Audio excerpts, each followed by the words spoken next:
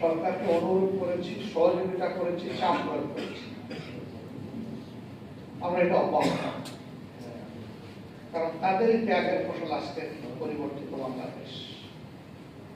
জাতি হিসাবে সকলেই আমরা তাদের কাছে কৃতজ্ঞ।